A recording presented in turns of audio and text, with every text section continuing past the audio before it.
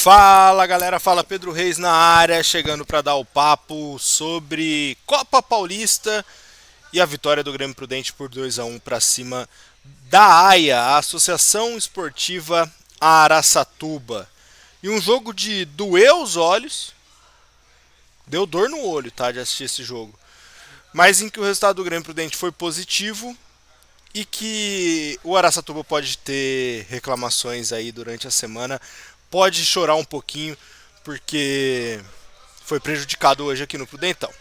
Antes de começar a falar sobre isso, se inscreve aqui no canal, curte esse vídeo, compartilhe com seus amigos, comente aqui embaixo também e manda naquele seu grupo da torcida da AIA, manda, compartilhe, fala, ó, se inscreve aí no canal do Pedro Reis que sempre tem vídeo legal.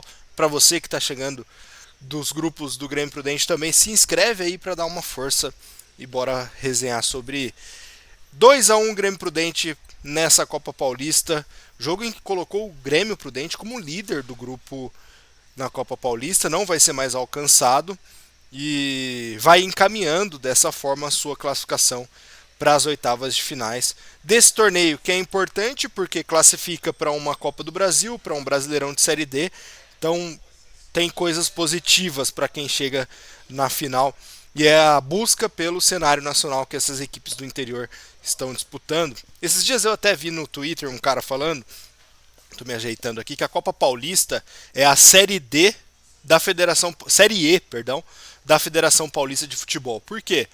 Porque é como se fosse uma divisão de acesso à Série D do Campeonato Brasileiro, é bem por esse caminho mesmo. Então, para você que curte futebol nacional e quer ver uma mudança de calendário, pense numa Copa Paulista como uma Série E do Campeonato Brasileiro. Mas vamos lá, vamos falar do jogo. O Grêmio Prudente que mantém a sua estratégia, que é bem clara, que já dá para ver que é um pouco de modelo de jogo do que o Rogério Corrêa quer fazer com esse time, que é um time em que atrai para atacar. Isso é óbvio. Um time que busca saída de bola curta para esticar na longa para o pivô, que é o Alan James, que é muito bom jogador, que faz o pivô muito bem, que briga com os zagueiros, e atacar o espaço em profundidade.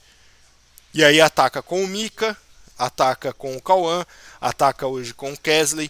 E é assim que o Grêmio Prudente está se construindo como time, se consolidando como time, na base do atrair para atacar. Então, a partir do momento em que, naquele primeiro jogo, sai um gol de saidinha curta ali e o Grêmio Prudente toma um gol do Monte Azul, o que parece um erro grotesco e que as pessoas podem falar, não, eu não quero, o goleiro tem que chutar. Não, isso é parte de uma estratégia ofensiva que começa a partir da sua área. É o que se faz no futebol mundial, é o que dá certo.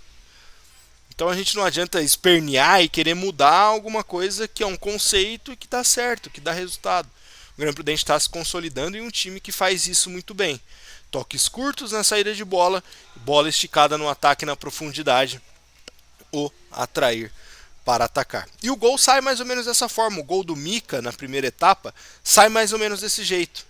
O Grêmio Prudente tocando atrás, puf, bola esticada que vai do meio para a lateral, o Mika avançando no espaço, avançando na profundidade, buscando as costas da defesa e sai na cara do goleiro e faz o gol. O Grêmio Prudente faz isso 1-0 em um primeiro tempo que foi horroroso. Das duas equipes foi um jogo muito feio mesmo. Primeiro, fazia tempo que eu não vi um jogo tão feio como foi esse primeiro tempo de Grêmio Prudente e Araçatuba. O Grêmio vai para o intervalo com um jogador a menos em um erro de saída de bola.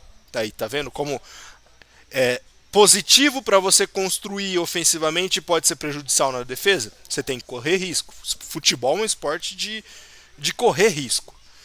E aí, numa saída de bola errada, o Igor tem que fazer a falta, porque o jogador do Araçatuba sai na cara do gol e vai expulso. E aí muda totalmente o panorama do jogo, porque o Grêmio já não tem tanta força para buscar a bola profunda. E o Araçatuba, que é um time bom, com muito aguerrido, um time de fato de guerreiros, e é um time muito forte, assim, fisicamente, um time de muita intensidade, de muita fome. Dá pra perceber que são jogadores que querem muito, e pela situação atual do clube, vou falar um pouco sobre isso, mas pela situação atual do clube, é necessário ter essa fome mesmo em busca de uma outra oportunidade, de um outro momento no futebol. E é muito legal ver a forma que o Araçatuba está jogando essa Copa Paulista. Ganhou do Noroeste, que é tido como o principal favorito ao título. E hoje veio aqui e engrossou o caldo contra o Grêmio Prudente. E aí a segunda etapa, o Grêmio com um a menos, não conseguindo encaixar a bola na profundidade, não conseguindo sair da defesa. O Araçatuba com mais chances de finalizar, mas sem muito perigo para o gol do João Paulo. O Grêmio Prudente queimando o tempo máximo possível. E aí, já no finalzinho, depois do minuto 80, o Araçatuba faz o 2 a 1 e transforma o jogo um pouco num Deus nos acuda, né? Toda a bola que ia em direção à área do Grêmio Prudente era um perigo para se correr. E aí o Grêmio Prudente faz um gol no 2 a 0, faz o 2 a 0. Eu falei 2 a 1, pulei o gol do Cauã de falta, numa bola parada, da mesma forma, numa esticada no contra-ataque. Tem chances no segundo tempo. O goleiro Lucas da AIA consegue fazer algumas boas defesas. Tem duas possibilidades, uma com o Canela, que ele faz duas defesas, uma no rebote, e uma outra com o Alan James, ainda enquanto o Alan James estava no campo, duas esticadas. O Grêmio Prudente conseguiu ainda levar perigo no segundo tempo, mesmo com dificuldades. Mas o resumo dessa segunda etapa é um Araçatuba com mais posse de bola buscando o gol. E aí consegue lá no finalzinho o 2 a 1. Mas antes disso tem o que talvez é o que muda tudo o resultado final do jogo, que é um erro de arbitragem, um erro de comunicação. Assim, um erro típico da arbitragem brasileira. Uma bola dentro da área do Grêmio, uma bola dividida. Quem toca para trás essa bola tenta fazer o corte, não consegue. É o Derek, jogador do Grêmio Prudente. A bola cai no pé do atacante do AE. E aí ele empurra para o gol, praticamente dentro do gol. E o Bandeira, aí que é o problema da comunicação. Ficou claro que o Bandeira ergueu e ele percebeu que não foi o jogador do Araçatuba que tocou para trás, que tocou em direção ao companheiro. Foi o jogador do Grêmio que tocou para trás. E aí ele abaixa rápido e ele fica esperando, olhando, desesperado, a reação do árbitro. E o árbitro, que é o Salim, é um árbitro bem famoso na primeira divisão do Campeonato Paulista, apita jogos do Campeonato Brasileiro da Série A também. Ele chama para si a responsabilidade. Na hora ele já ergue o braço, já comunica que foi impedimento e vão embora. Assim, salvou a pele do Bandeira, porque ele chama a responsabilidade para ele. Se vocês forem reclamar, reclama comigo que foi eu que marquei. E aí causa muita polêmica, o jogo desenrola, tal, mesmo assim o Araçatuba faz o 2 a 1, enfim, o Grêmio Prudente sai com a vitória. Mas de lições que a gente tem que tirar, de entender que o Araçatuba é um time muito forte, um time muito aguerrido e um time que passa por um momento muito difícil e mesmo assim honra a tradicionalíssima camisa do AIA.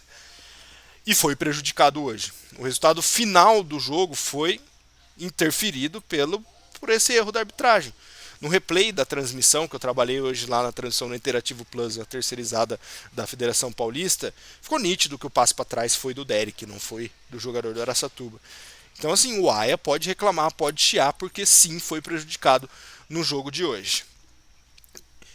E o momento do AIA, que eu estou exaltando, falando que esses caras são guerreiros da bola de verdade, as informações que a gente tem não são muito positivas, vindo de Araçatuba, né? Primeiro de tudo, o Araçatuba ainda não acertou todos os seus salários do Paulistão. Pelo menos há 3 semanas atrás, a última informação que eu tive apurada com a rapaziada lá de Araçatuba é essa. Muita gente que jogou o Paulistão da A4 não recebeu. Tem gente que prestou serviço, que alugou campo para o Araçatuba e também não recebeu. Prestou serviço não só de aluguel, mas prestou serviço também em comissão técnica, também não receberam. O fornecimento de material esportivo do Araçatuba, que era com a Jump, uma empresa que vem muito forte aqui no interior de São Paulo, que tem muitos clubes que usam uniformes da Jump, e até um pessoal bem bacana lá, já tive contato com eles em determinado momento, acho que eu tomei um choque aqui. Mas enfim, um pessoal bem bacana da Jump também não recebeu, porque muita gente tem a ideia de que clube de futebol recebe do material esportivo as camisas e ele ganha para isso. Não, quem ganha são só os gigantes. Tem muito clube da Série A que paga para usar o fornecimento da marca. E o Araçatuba está devendo ainda, teve contrato rompido com a Jump por esse motivo. Os jogadores que estão jogando a Copa Paulista, eles também não estão recebendo em dia. Salários atrasados, problemas financeiros do clube, eles também não estão recebendo. Então você pensa como um trabalhador, que a gente tem a ideia de que jogador de futebol são grandes milionários, e isso é a elite da elite da elite.